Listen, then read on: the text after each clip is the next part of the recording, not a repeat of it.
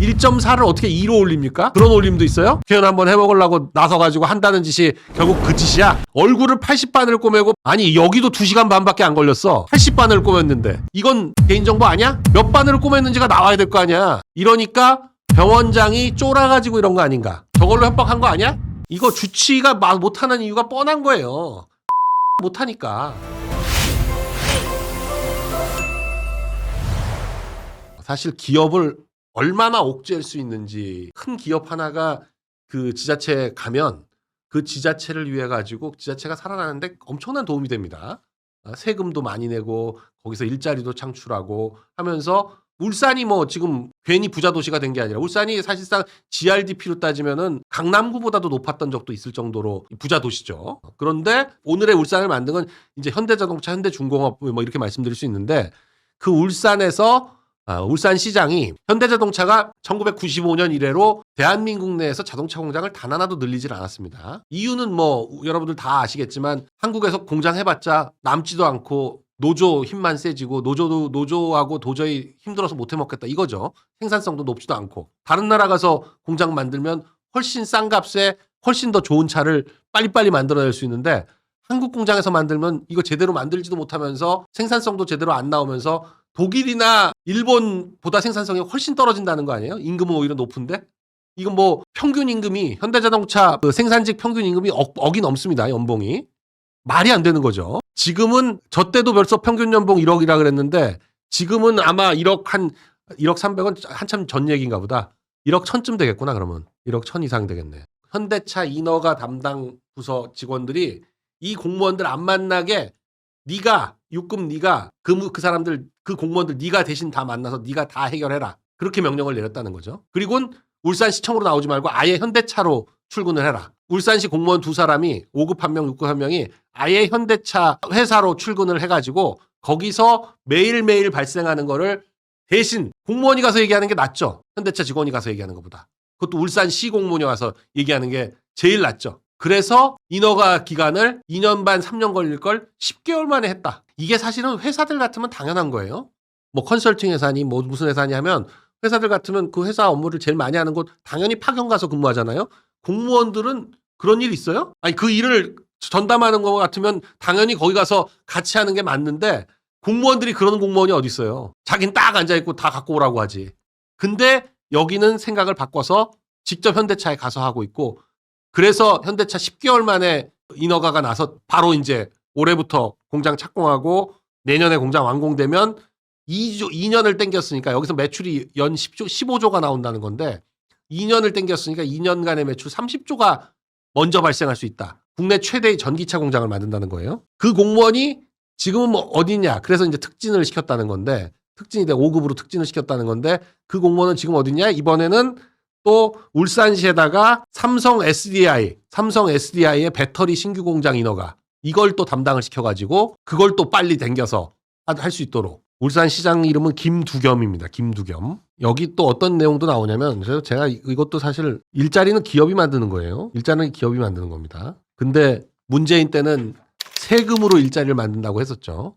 공공기관에서 체험형 청년 인턴 이런 거 한다고 해가지고 한 3개월에 한 150만 원씩 주는 인턴 해가지고 애들 그냥 150만 원씩 3번, 석 달간 주고 그거 일자리 창출했다고 숫자 늘리고 이 짓거리를 했죠. 일은 뭐 시켰냐? 국립대학교마다 강의실에 빈 전등 끄게 만드는 거. 이런 미친 짓거리를 한 거죠. 강의실 불 꺼주는 인턴. 뭐 그 전에 국힘당원이었다. 뭐 이 얘기만 하고 있어요. 아니 민주당원인 게 중요하지. 지금 민주당원인 게 중요하지. 옛날에 국힘당원이 무슨 소용이야. 보니까 국힘당원도 아니야. 옛날에 뭐 새누리당인지 뭔지 그런 얘기를 하고 있어요. 근데 국민의힘 쪽에서는 이 같은 사람이 4년 전에 탈당한 건 맞는데 확실치 않다. 4년 전에 탈당했으면 국민의힘이 아닌 거 아니에요? 자유한국당 시절에 탈당한 거 아니야? 2020년 구속영장을 청구했습니다. 경찰이 신청하고 검찰에서 법원에 이제 구속영장을 청구해서 부산지검 특별수사팀에서 구속영장을 청구해서 오늘 실질심사를 한다는 거죠.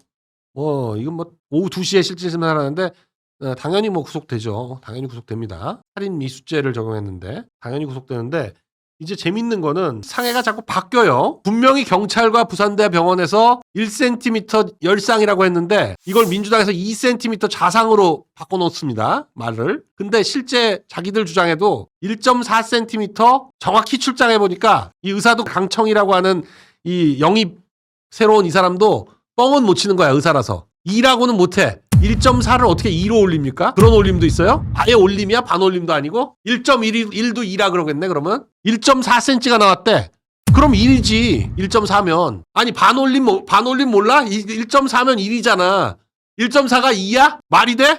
1하고 2하고 구분도 못해? 아니 본인이 정확히 측정을 해보니까 수술장에서 상처 길이를 정확히 측정해보니까 1.4가 나왔는데 그렇게 얘기해놓고는 육안으로 보니까 2cm 창상이야?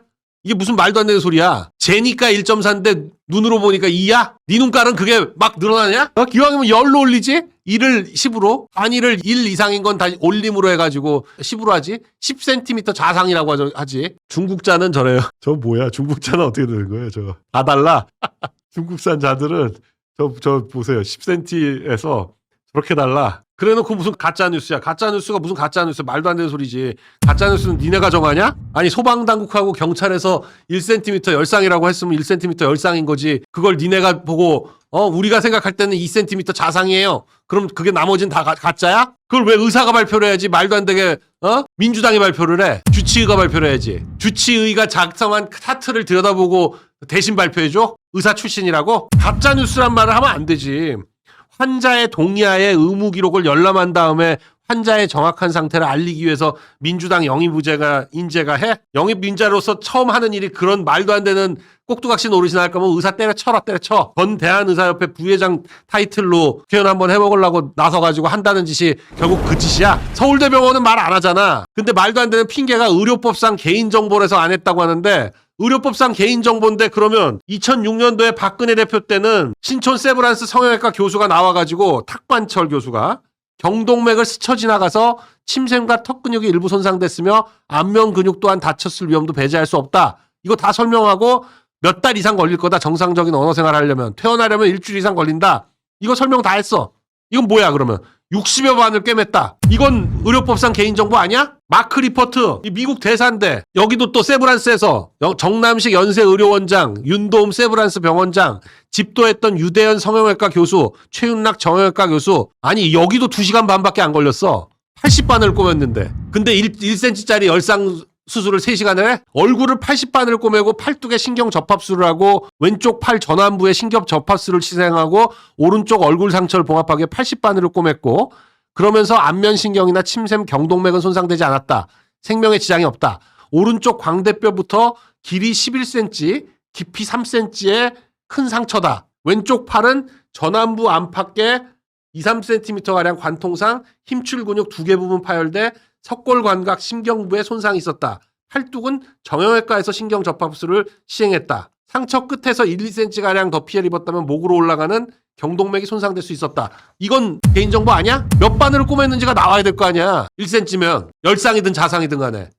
수술을 했다며. 밴드만 붙였나? 밴드 붙였다고 말을 못하니까 꼬맬 게 없어서 꼬매지 않은 건가? 그냥 이렇게 쫙 찢어졌기 때문에?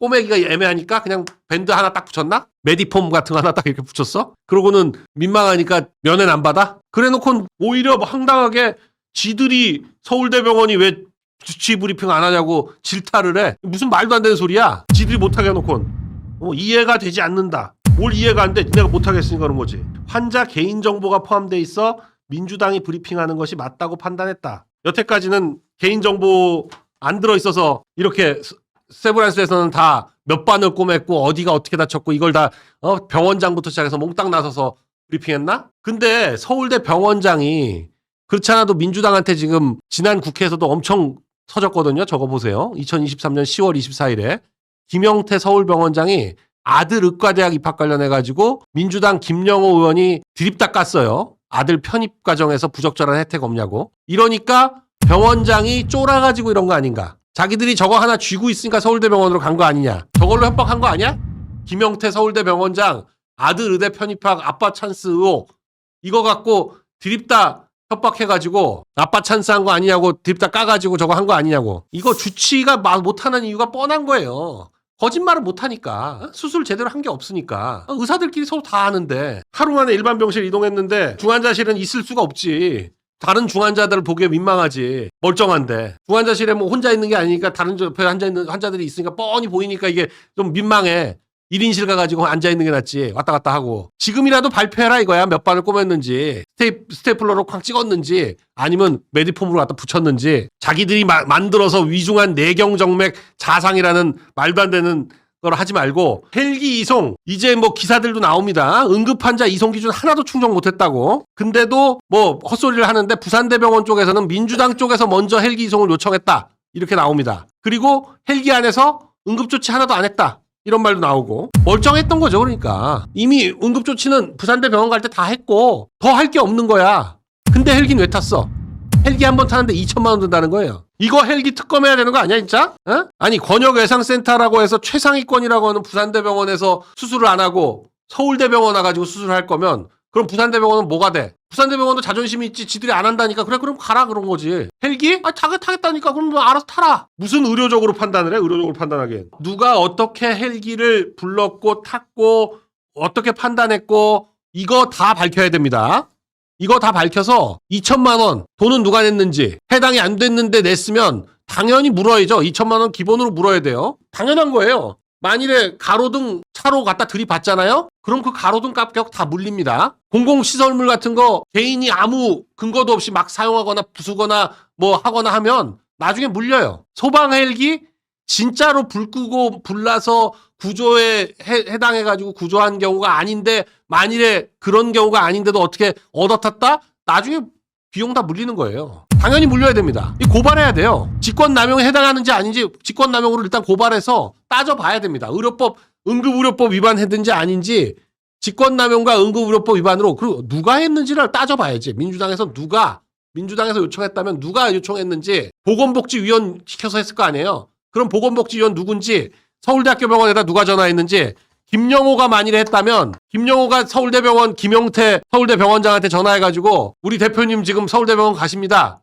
준비해놓으세요. 이거 했으면 이거 당연히 직권남용 정도가 아니죠. 이건 뭐야 뇌물 거의 그런 수준 아니에요? 일단 고발을 해야 돼요. 고발을 다 해가지고 헬기 수송과 관련해서 직권남용 이 응급의료법 위반 뭐 이런 것들로 다 해서 따져는 봐야죠. 고발해야 됩니다. 저렇게 헬기 탄 거 가지고 난리 쳤던 민주당이 강기정 김문수 헬기 탄 거 갖고 얼마나 난리 쳤어요. 2천만 원 넘어요. 2천만 원 넘어. 그러니까 뭐 가짜뉴스로 엄정대처한다는 무슨 가짜뉴스야. 확인을 해야지. 고발을 하면 가짜뉴스가 아니죠. 고발을 하면.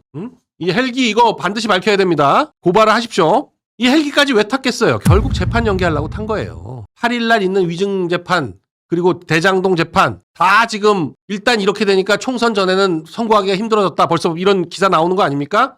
총선 전 선거 어려워졌다. 흉기 피습이 문제가 아니라 재판 연기가 목적인 거야. 이건 국힘이 고발하면 이것도 뭐 그러니까 이건 그 시민단체 여러분들이 고발하시면 됩니다. 아니 그냥 사실관계 확인을 해야죠. 결국 8일 재판은 그냥 바로 미뤄졌어요. 22일로. 9일로 잡혀있던 재판은 추정이라고 해서 추후지정이라는 건 날짜를 그냥 안정하고 미루는 거예요. 그러고 나서 12일 공판 준비한다고 그럼 본인은 안 나가도 돼. 변호사들끼리 나가서 준비하면서 그럼 또 몇 번 끌릴지 몰라요. 결국 이재명이 최고의 수혜자가 된 겁니다.